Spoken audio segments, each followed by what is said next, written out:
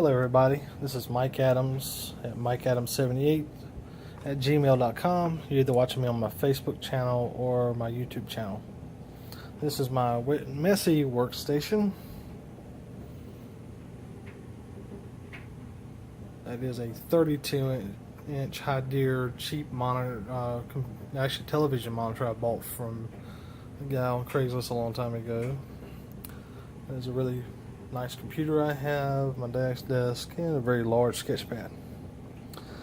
What I'm going to be doing today is I'm going to show you how to draw the human face as easily as possible by showing you how to map a face. Alright, so we're going to start off drawing kind of a rectangle, coming halfway down the page. You want to draw the lines for the box very lightly, because, and I'm not drawing it lightly now because I'm not going to erase it, but you are. So just drawing kind of a rectangle, not a square, a rectangle, because you got room for the face. You're simply going to close off your corners here. This is the rough outline of the face. I want you to notice something here. I cut this corner off very short. It's only about 1, 2, 3, 4. 1, 2, 3, 4. But down here, it's 1, 2, 3, 4, 5. 1, 2, 3, 4, 5. Well, roughly. You see what I'm doing here. This is a rough outline of how the face is. What you typically do, let me get my ruler, hold on.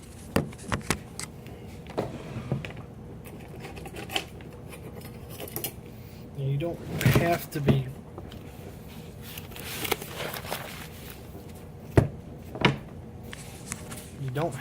perfect when you're doing this. It's difficult to do because I'm doing it one-handed. You find the center and just draw your line.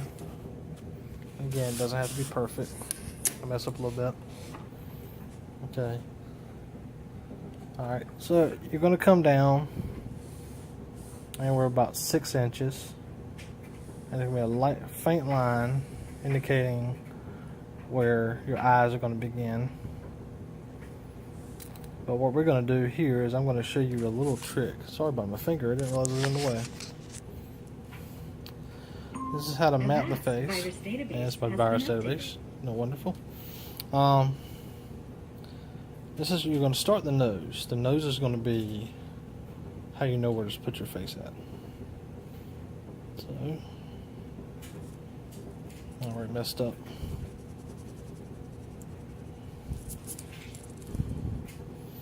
You're going to start the right nostril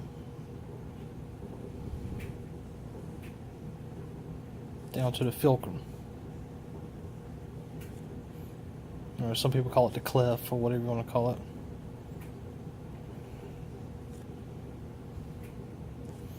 Alright, these lines are going to be erased, so do not be worried about it, and I'm drawing them dark on purpose for you to be able to see. You're going to come up halfway from the top of the bulbous part of the nose, because the nose looks like this. It looks like Mickey Mouse, but instead of his ears being way up top, they're on the side. See that? Mickey Mouse, but his ears are more on the side of his head instead of usually on top where they are. Below the nose is always the fulcrum or the cleft, or whatever you want to call it, and then up for the bridge of the nose. Same thing here.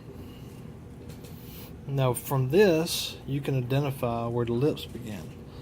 The first curvature of the lips starts with a fulcrum, and depends on what kind of lips you're drawing. They go out just a little bit past the nose. See here? And what you didn't know is this part of the lip is actually separated from this part. This section here is actually sunk into the face, where this section here is bulbous. Bulbous means it sticks out. So when you're worried about light sources, it's going to have a reflection here, or sometimes all the way across. Same thing here. See that little curvature there?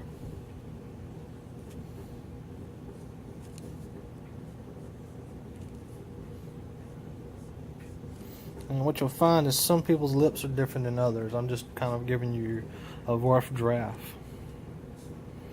Alright. Like I said, you're going to come up with a bridge in the nose. And sometimes this bridge is not easy to identify. And don't worry about it. I know right now it looks like I'm drawing a fat person's head or whatever. We're going to change that later. You're going to change the dimensions and add hair in and everything else. Now, here's the problem people have. Their eyes. Years ago, I had a lot of problems with dimensions. When I was drawing eyes, one eye would always be a little over to the left or a little over to the right, never in the proper proportions. Your nose is your guide. From your nose, you're going to draw a very faint line from the corner, coming all the way up. And I'm going real faint because I'm going to erase this line later. And then we're going to assume the bridge is right here. I'm going to do the same thing up to that line you drew for the eye. Same thing here.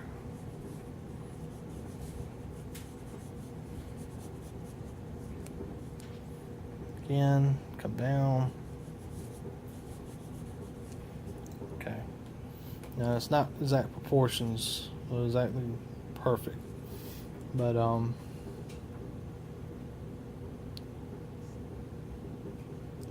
you know what? Don't go from there. Go from here.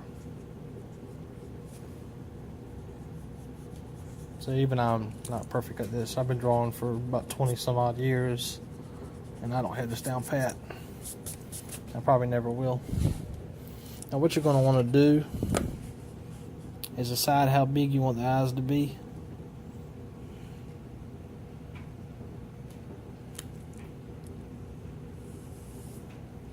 Oh man, that's totally screwed up. It's hard to do this with one hand, if you can't tell.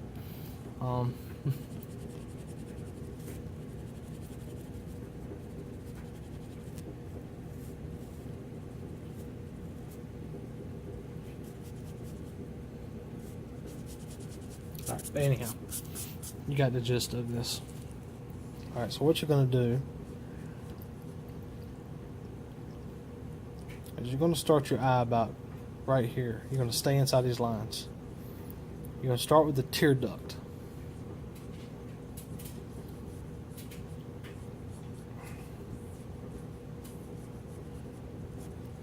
On both sides, same thing. You're going to try to start at the exact same position. Tear duct again.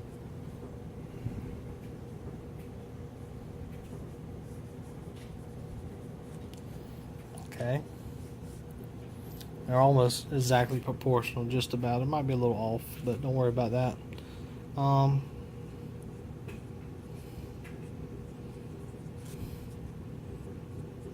doing kind of a rough draft of the eye. Alright. Now, I'm going to draw a line right past the eye, underneath the eye, that comes over and connects to that corner.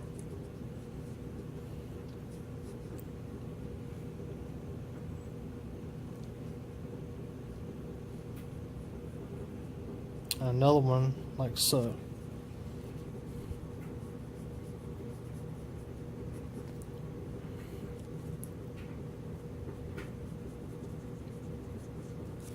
What this is, that line you're seeing, that's the fold of your eyelid.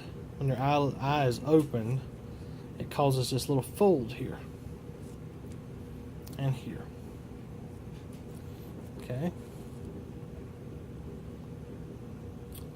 Now, your pupil is determined by your light source. If it's really dark in the room, you're going to have a large pupil.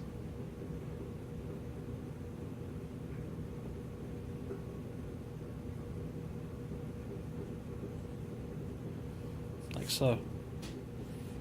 A little smaller than the actual eye. Don't worry about being perfectly proportioned either. Just do your best. And then around it is the iris, or it's kind of a muscle that retracts the pupil. And don't take my technical words for these things properly, because I don't know the exact proper names. I just know what I've been calling them for years, and it works for me. If it's dark in the room, your iris is going to open up your pupil. Your pupil is going to be really wide and to take in more light, because there's absence of light, so it needs more. If there's not a lot, then this is what's going to happen. Here's you have a pupil like so, and you still have that muscle all around the eye connecting back to the pupil. See? It's going to have a really small pupil, and that means it's dark in the room. And don't draw that unless you plan to make the face covered in shadows or whatever else. Then above the eye, starting about yay high, do a simple outline of whatever eyebrows they have, but draw it really lightly, because I'm going to show you how to draw proper eyebrows. And what's going to happen when you get done, you're going to erase that line on the outside. Okay, let's go back. Let's finish this first. Alright. Kind of draw. Doesn't have to be perfect. And if you go bigger than the eyebrow actually is, then what I want you to do is just keep drawing until you get the end. When you're drawing, save erasing until the dead end of your project. Because the reasons why: erasing weakens paper. When you erase, you're actually taking strands of the paper off the surface. This is basically a bunch of strands of paper woven together, layer on layer on layer on layer. The more you erase, the more you can put a hole through your paper. So you want to save erasing to the very end. Plus, if you start heavily shadowing, you're going to be doing a lot of erasing at the end anyhow, and then you're just wasting your eraser. Alright. You see kind of what I did there. Like, it's just, hair is wild. It doesn't grow in a pattern. One strand of hair will be to your left. One will overlap and go to your right. One will go straight up. One will come down. One might even hang below where it should. One might go over top. You have to really pay attention to these things. When you get done, you're going to erase these lines, but we're not going to do it right now. Like I said, save your erasing for last. Now, cameras always cause reflections on the pupil. And they range from very large reflections to small ones.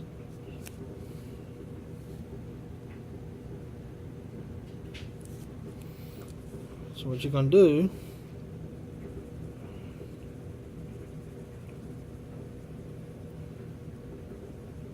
is going to color in until the pupil is exposed to pure blackness. As you see, the face is starting to come together just right. See? Now,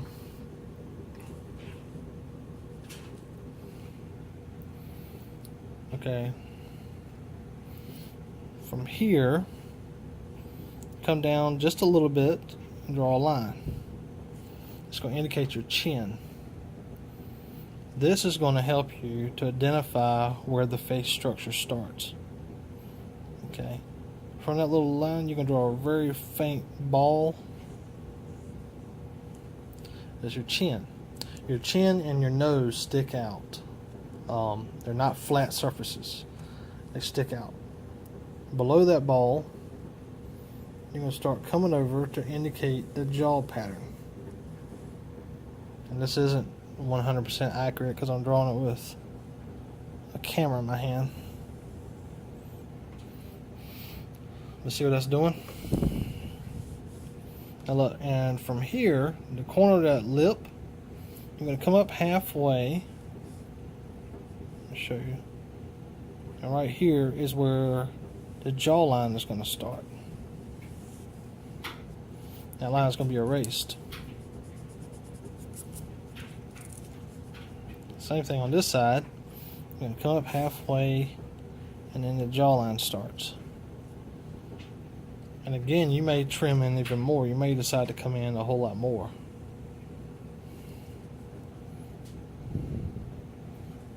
It's a whole lot easier drawing from an image, because then you don't have to worry about where to map everything out. But you see, we're starting to shape it up now. That cleft's even going to be fixed here soon. Okay.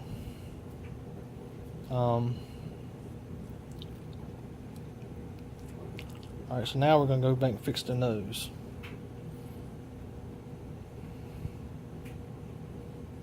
It's the nostril hole. Comes in about yay far.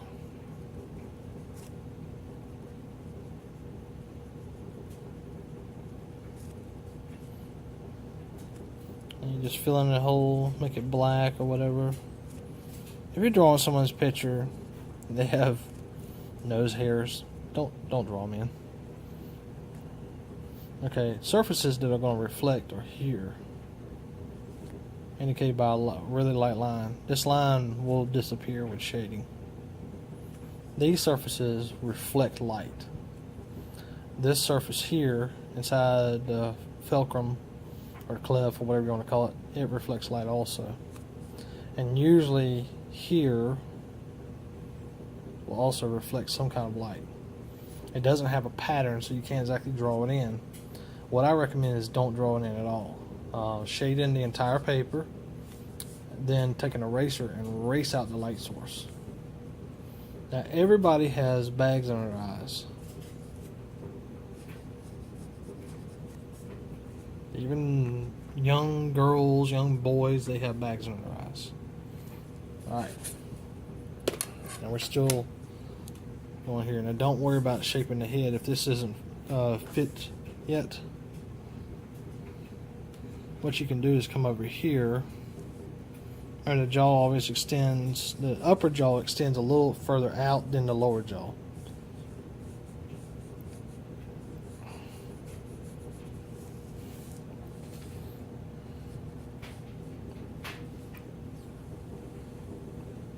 Now I wouldn't worry too much about shaping the top head unless the person's bald, because you're going to go in later and add their hairlines and stuff, and then you're just kind of wasting your time worrying about where the head goes. Alright. And also remember, reflection wise, this is going to reflect something as well. There's going to be a little dark area here below, and you're going to shade a little bit around the fulcrum and underneath the nose. And it depends on where your light sources come from. Your light sources up here, you cast off like so, and as it comes down over the face, if it's right over the face, it's going to cast off a shadow underneath the eye socket, underneath that first bag, underneath the nose and not on top of it. And underneath the lip, and underneath the bottom lip. And some people's bottom lip sticks out further than others. Okay. Now, sometimes people have parts in their hair, and you need to concentrate on that, because that's where you're going to do your hair from. Hair has a pattern it follows. It doesn't just flow from one spot. Usually your part is either extreme left, mid left, or right, or extreme right. And what you do is, that part is going to indicate to you where your hair goes. All your hair flows back from that same spot. When you're drawing hair, do not just color in do a shape of the hair and then color it all in one color, just save time and all that mess. But don't go crazy trying to draw every strand of hair. You just start at a point, come down,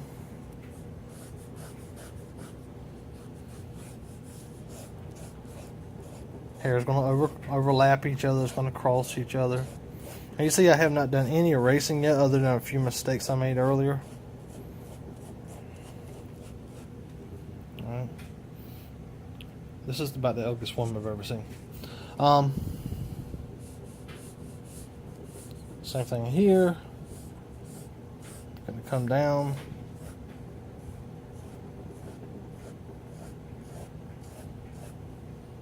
Fall in the hair.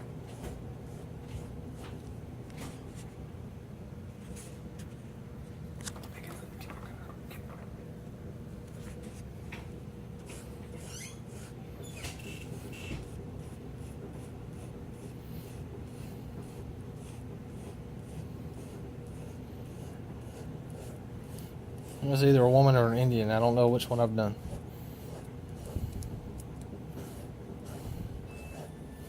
But this is, sorry about this, my dryer.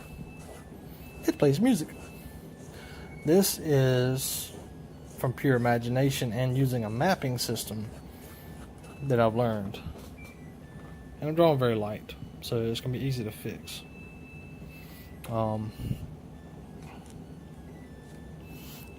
Now, when it comes to shading, there's different methods to do it. I use a smudge method to shade. Your fingerprint textures will help you to create smudges. Your fingerprints are actually a good tool for you to use. Now, I warn you, if you do a lot of shading, it will burn your fingertips sometimes. It's just like getting rug burn or anything else. I'm going to show you an example. It's a line, say it's a jawline. Shadows cast underneath it, and it's dark shadows. So you draw the lines close together.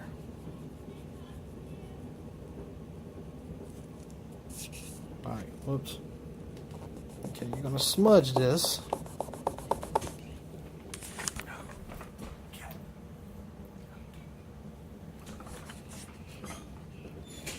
You're going to smudge this, and it's going to come out dark. And you can almost not see the individual lines I drew.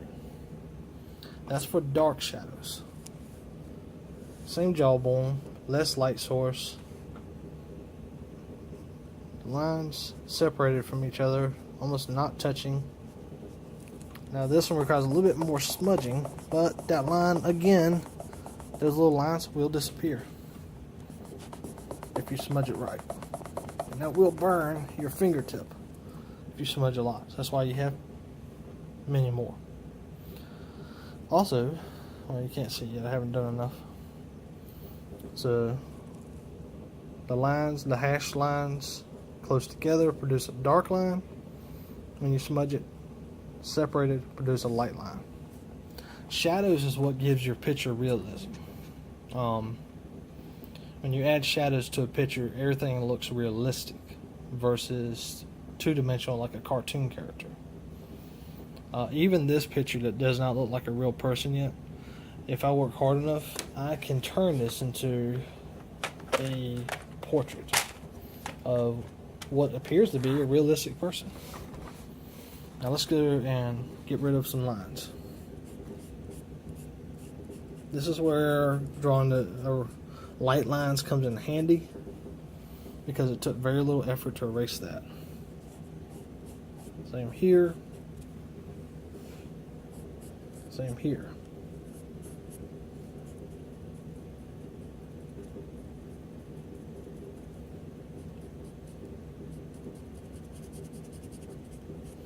And we're not done with the eye yet. We gotta go back to the eye. Okay. Now watch this. This one don't, well, I was surprised. Actually did.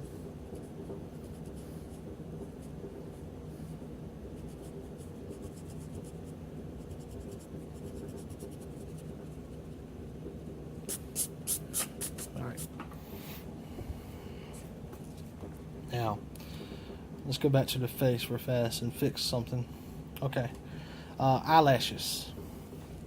We're going to start with this bottom eye. Once you watch this. You got your lead out. I used .7 lead, by the way, if you're curious. I don't use pencils anymore. Eyelashes on the bottom start just past the eye here.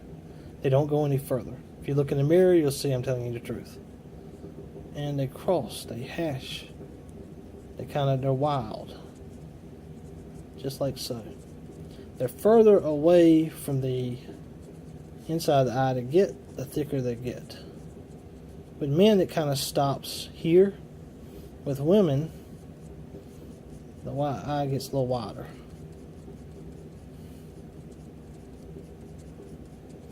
You see that line there? Also, go back and do some darkening.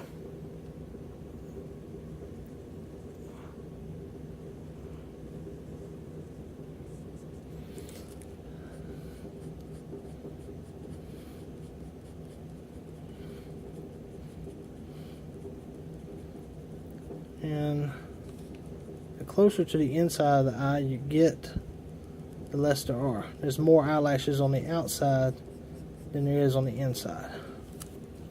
Okay? And there's that tear duct. First line.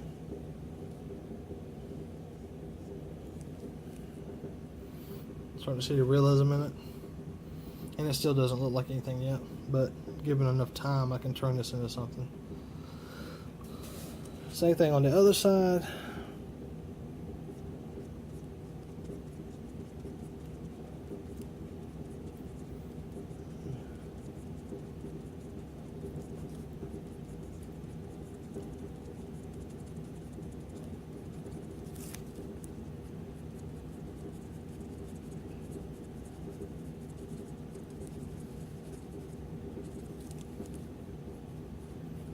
It does not have to be perfect, but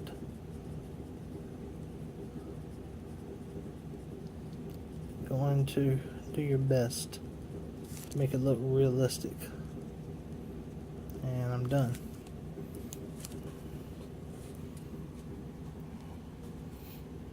See? And sometimes this hairline might be higher or lower, or might be more inside. And when you think of hair, especially women's hair, think of hair like wearing a hoodie. There is a outer layer here, and then there's a back layer back here, which we're not going to do yet. Your neckline comes from your eye down to here. Same thing here. Come down. You see that? It's almost perfect proportions for what a woman is. A student I just worked with recently, she started her neckline here. This is what she had. Her neck was that thin. That does not do any justice whatsoever. Going to draw a dark line here. This hair in the back should be darker than this hair in the front because it's behind you, so it's going to be shadowed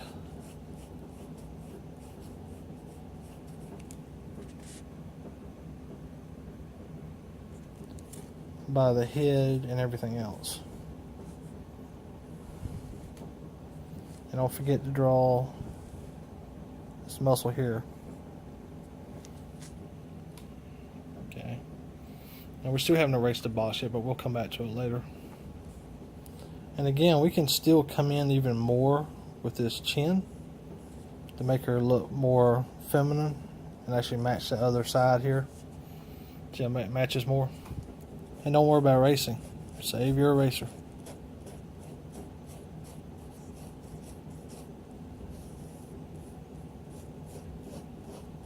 I keep drawing this line here dark. You see that? I'm doing it for a purpose. I'm trying to keep the two sets of hair separated. I want this area back here to be really dark, And this area up here, I'm going to go back over with an eraser and try to lighten it up some. And don't worry about going over your lines or anything like that like I'm doing now. I'm not trying to do a perfect one.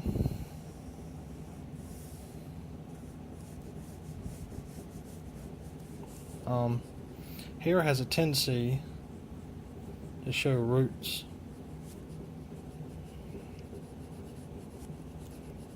And that's what you want it to do anyhow.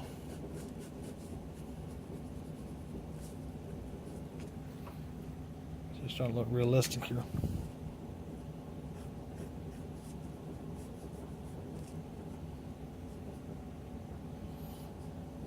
Alright, these lips aren't too perfect, but it's working for me. Alright. Down here we have what I call a divot, or part of the throat. This part is actually very important. It's going to help you identify a lot of things on the body as well. This part here, it starts the inner neck muscle. It actually follows up to the neck and actually comes down like so. Same thing here, comes up, flows back down to it. I gotta back up some. What this is there's a spot in your throat that starts just where your collarbones meet. Your collarbones come outward on both sides. It even indicates to you where your shoulder is going to start. See that? And it's not perfect, of course, but then here's your sternum coming down in between. And if you realize, the entire body splits in half. Everything's split in half. The face is split in half. The eye is split in half. Everything. The lips are split down the middle. For lips, come back to lips again. This line here indicating the separation of the mouth. Sometimes it helps to make it a little dark and to put a gap in there and have it go all the way across to the corners of the mouth. And don't forget, add your smile indent.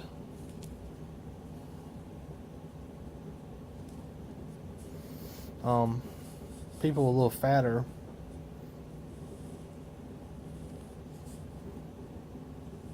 see that little Indian looking thing I got going there? Looks like she's got war paint on. Light.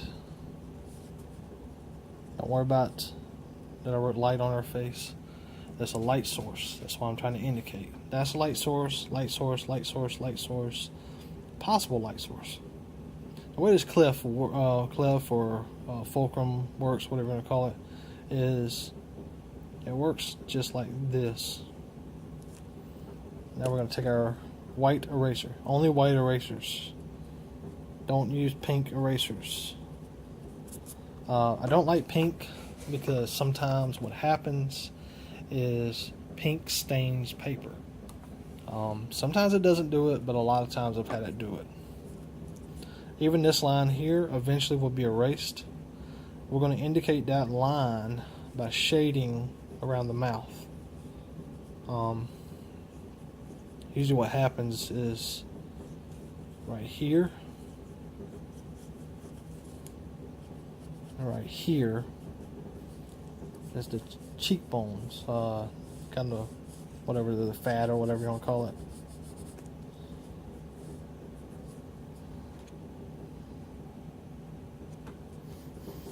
But still doesn't look realistic. Also, I forgot the earlobe. The ear, the bottom earlobe, which I'm indicating right here, and I'll erase out the hairline so you can see it.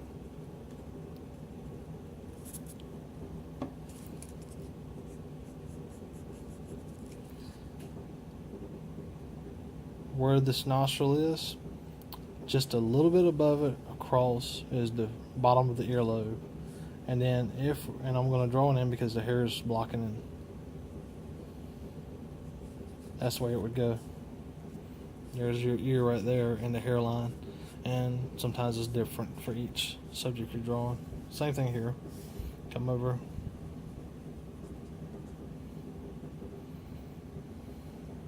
You see we're starting to put the thing together now.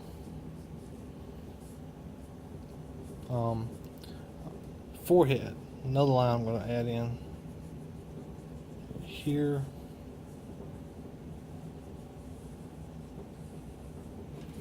See, look at that. See a really faint area there?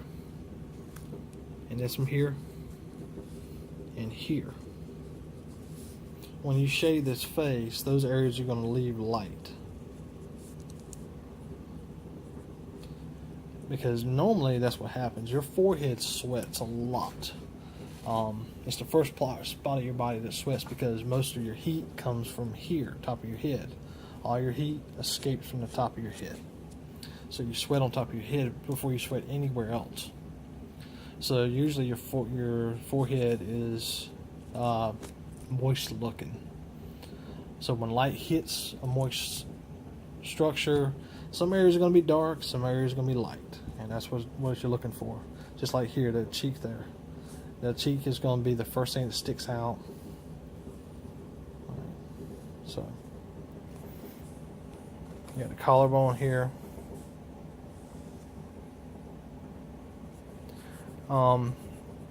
Men and women share, believe it or not, the same exact chest structure.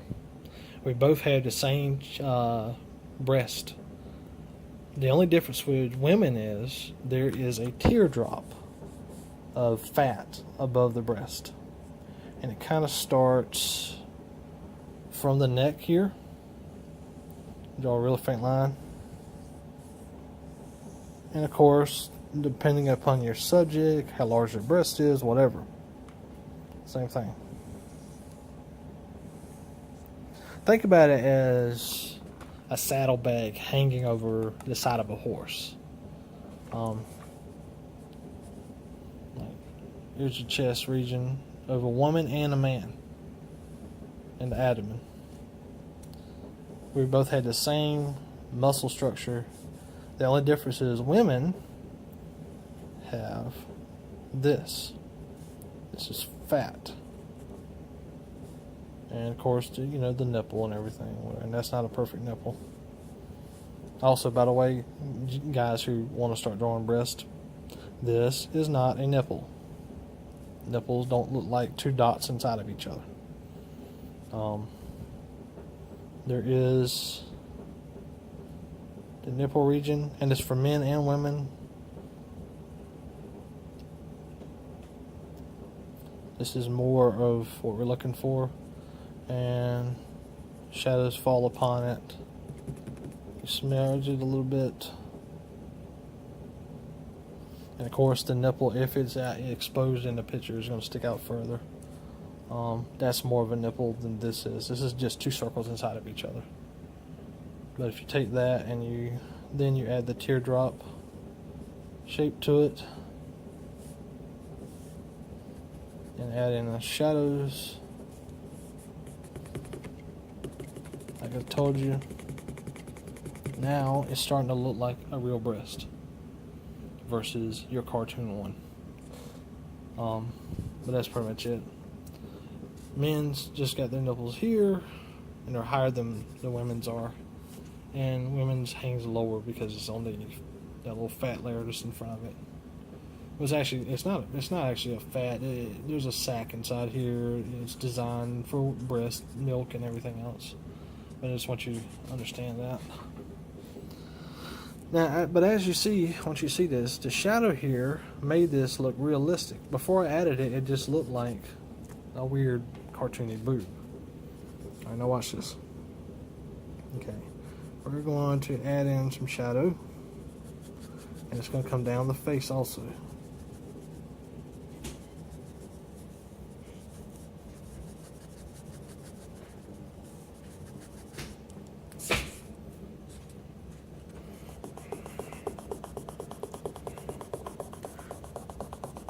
Smudge.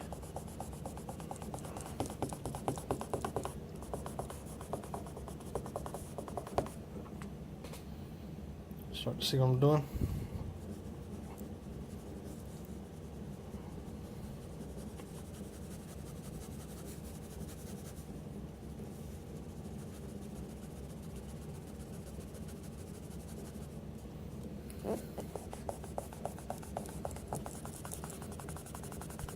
This method I use can produce some really realistic looking pieces.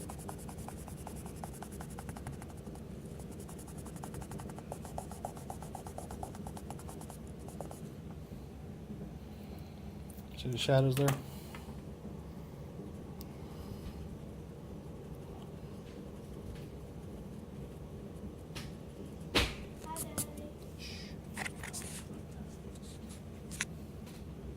Sorry about that. You see the cleft there, or the fulcrum, or whatever you want to call it. Still isn't perfectly erased, but it's there.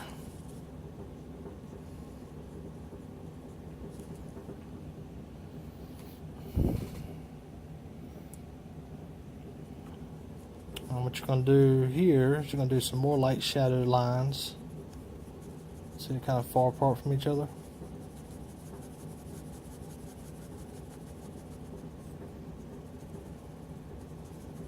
I'll do it around your light sources. Sorry, I keep moving the camera. I'm trying to look at the paper and do this at the same time.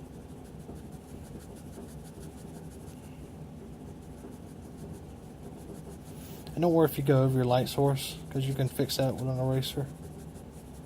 That's the cool part about art. Everything is fixable to a point. You will eventually run into times where there's nothing to fix it but to start it over.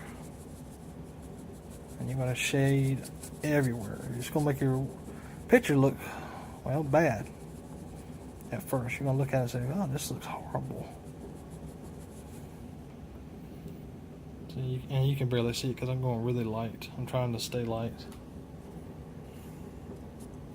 Alright, again, finger. Okay, I'm going to try to do this so you can see what I'm doing.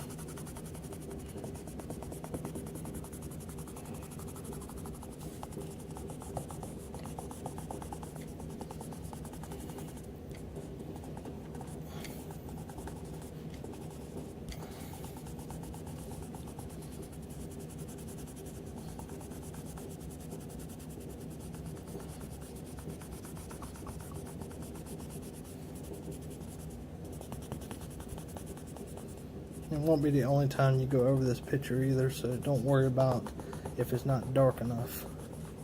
In the eye section, go over and under the bag.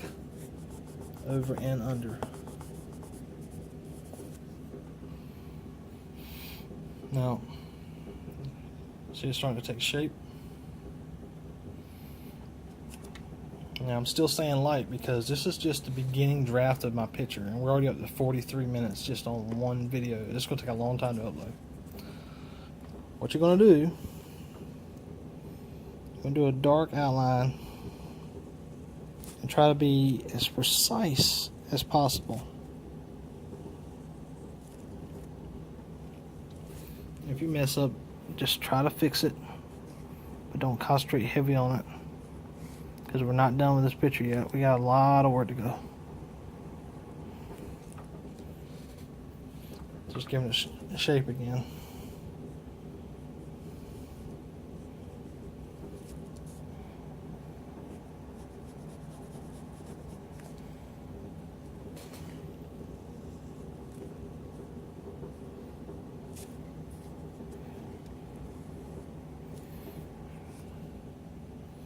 It's starting to look more realistic now. It's got the shadows in there.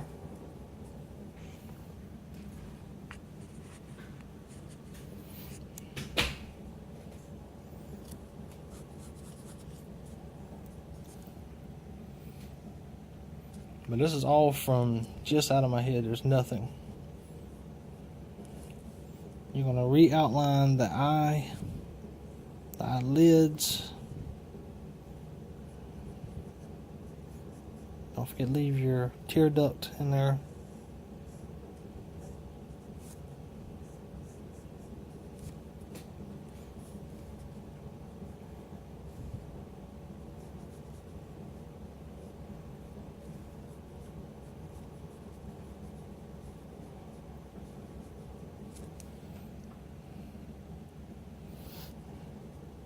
Now, as for the lips, start here in the middle, work a few lines back and forth, back and forth.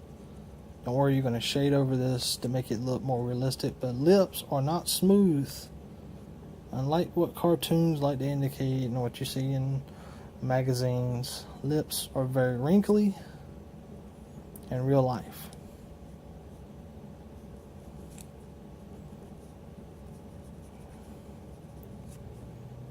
And remember, I drew some lines in there showing reflections.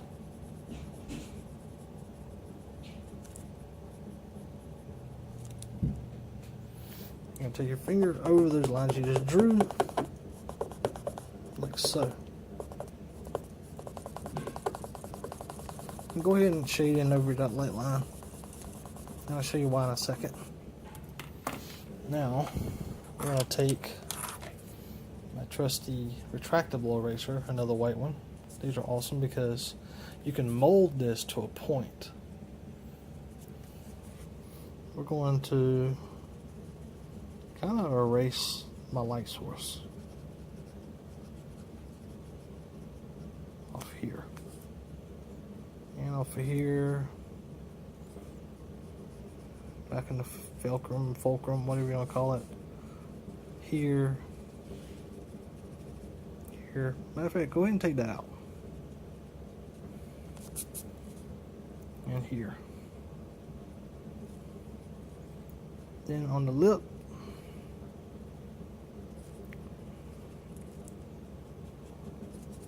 it's not working. I got to clean the eraser up.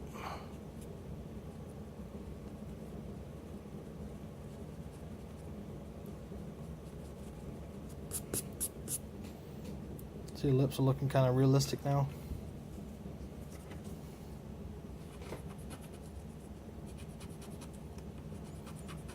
Whenever your eraser gets dirty, just find a surface and keep rolling until you get all of it off. Okay. You're going to erase because you may have smudged over the reflection on the eye. Then do a little light source line here. One underneath the eyelashes. Well, I mean on the eyebrow.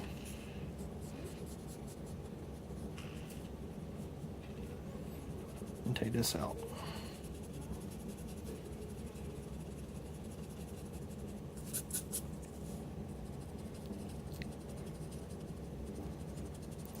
Just erase that word.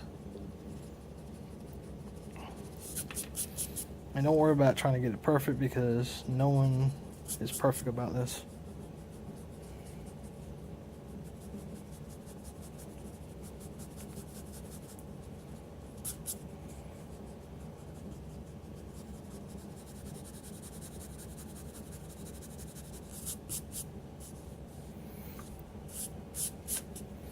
And now you can start taking the box out of the picture. And actually, don't waste this one. Use the big eraser.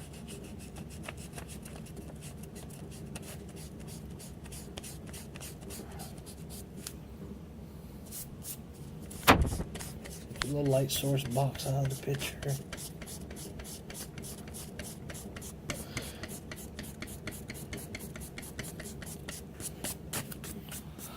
Sorry, I need to hire a cameraman.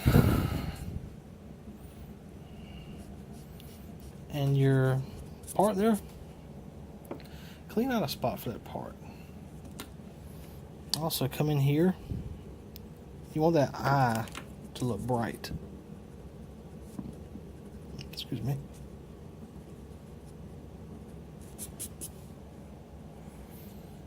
So she's still not a very pretty girl, but I'm just giving you a prime example. If you're basing this off of a model, an actual model, it's a lot easier to do.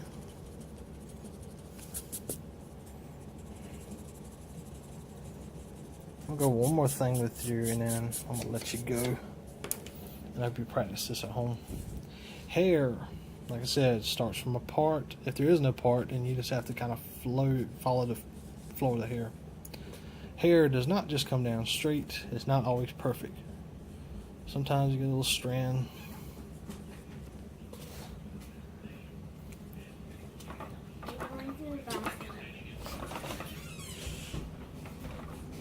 Sorry about that.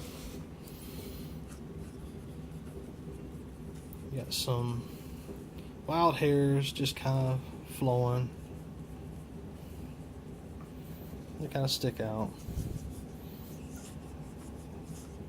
Maybe a couple going across the neck. Maybe even a little sexy one going across the face.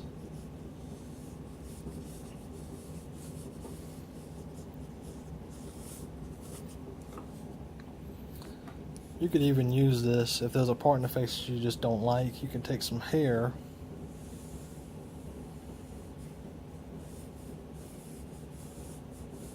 and this is not perfect by any means. This is going to take a lot of practice.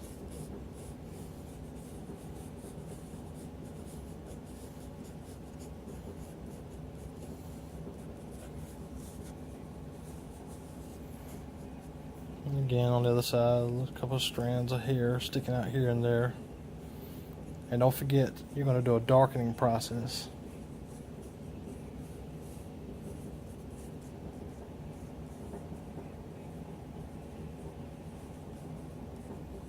And hair is wild.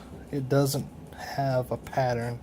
It follows its own path. It does what it wants to do. It doesn't have rules. And that is pretty much how you draw a face. I hope this helps anyone out there.